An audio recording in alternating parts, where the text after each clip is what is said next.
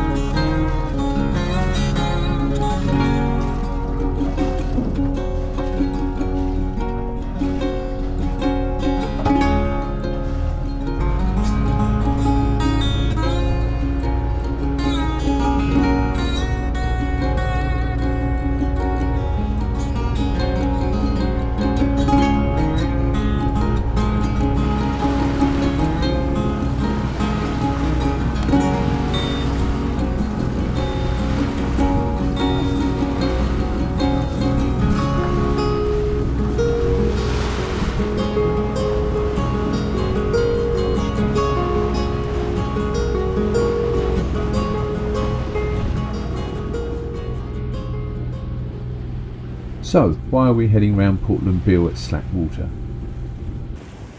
Well, it's the notorious Portland Bill race, where two streams meet and create these overfalls. Can't see what all the fuss is about, right? Well, get the timing wrong and this same stretch of water looks more like this. And that confused water will grab your keel and drag you all over the place. Rocks, sea, you won't get much of a say in it. Still, it's calm today, and the trick is to keep the point inside the red band, which is roughly the inner passage. Yes, we are in the red.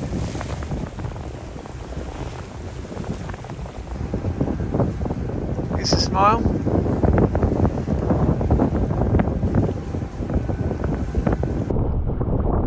"10 minutes after rounding the bill, we hit this weather front, and it's pouring down.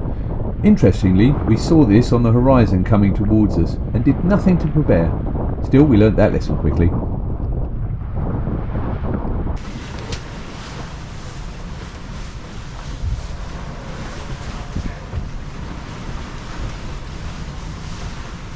After 20 years of marriage, I'm beginning to spot those little subtle signs of grumpy. Anywhere we want to go. Comfy. You warm now? You toasty?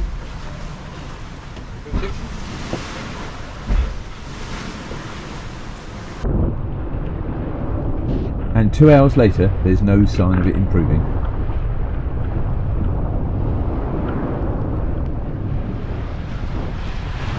Then, as quickly as it came in, it was gone, and we had glorious sunshine for the rest of the journey.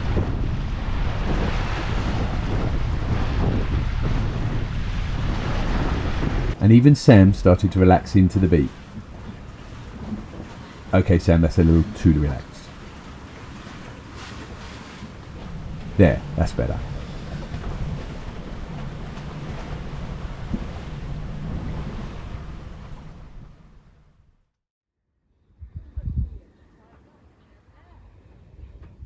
And here we are, back in beautiful Babbacombe Bay. And like last year, there's only one other yacht in here with us.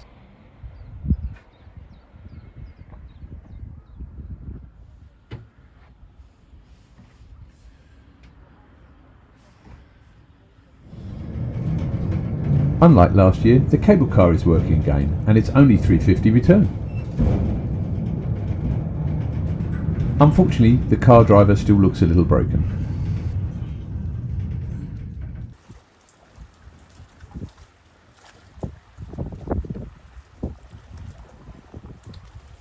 The views around Babbacombe are lovely, and we can't stop admiring Lowena from every single angle.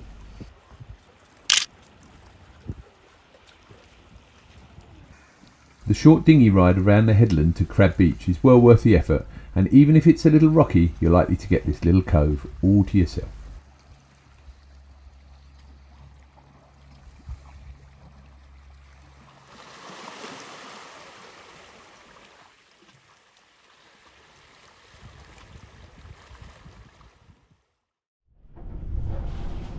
Today we're planning the short hop across Torbay to a place called Elbury Cove, which is just up from Brixton.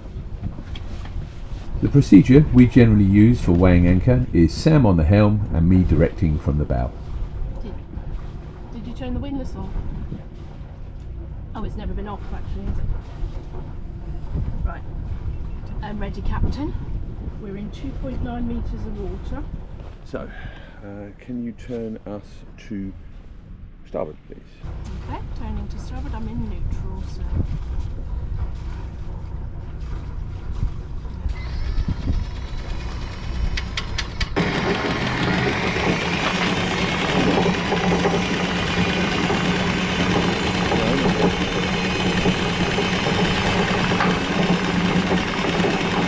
Anchor sighted. Can you turn for me and head on out?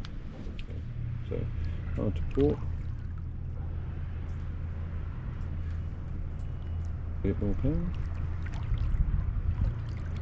One advantage of having a stainless steel anchor and chain is you just need to leave it in the water, and the sand, mud and even clay will just wash off with the motion of the water itself.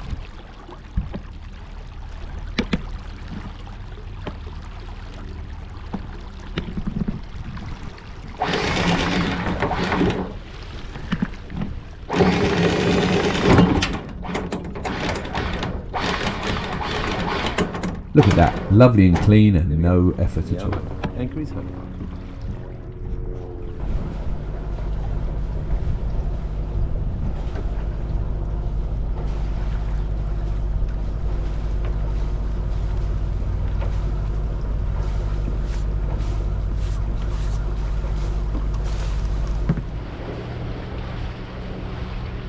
The weather is set to be wet, miserable and the wind is on the nose.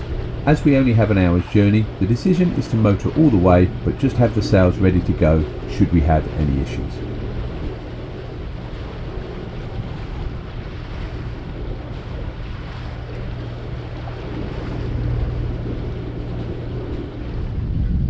Are you enjoying yourself?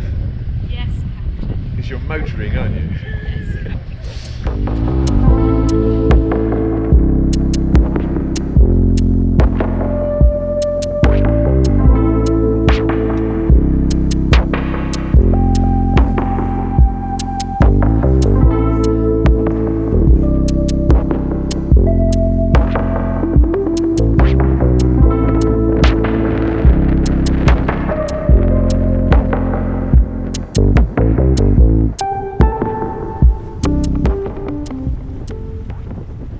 90 minutes later, we're heading into Elbury Cove.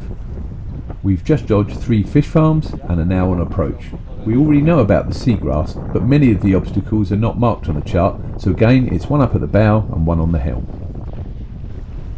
Right, there's a little yellow buoy. Yeah, on our starboard side. There's a big one on the port side, there's a little one Now, is that connected to the one? Should I go round?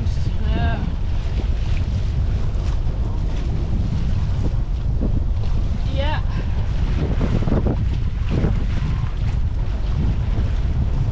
Yeah, we don't want to swing round onto them. There's a paddle border on our starboard side. You're not a very good lookout. Do you want to head for the beach? We're in 4.5 metres. Seagrass over to the port side. Yeah.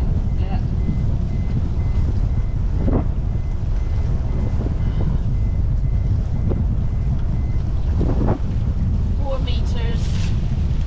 3.7.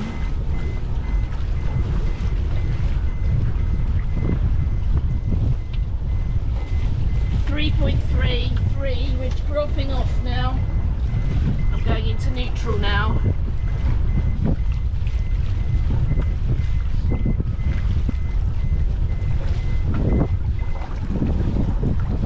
That was our journey ended.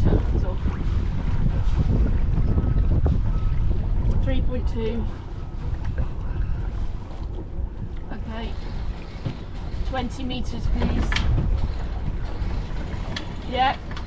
Right, I'm going to go backwards now.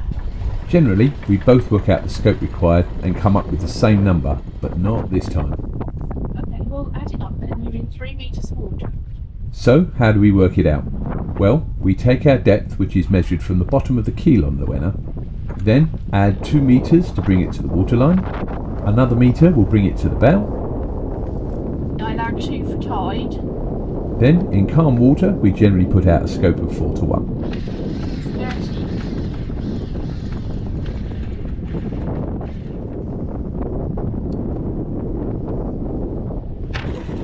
30. No, we're stopped.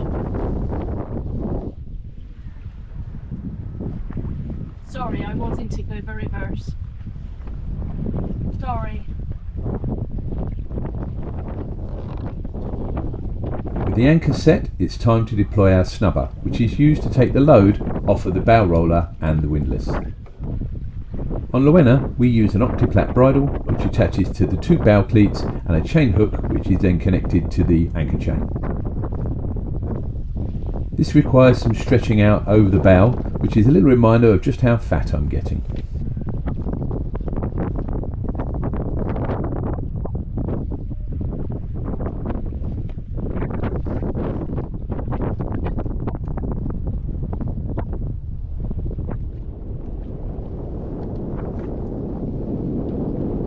Finally, let out a little more chain to take the strain off the bridle.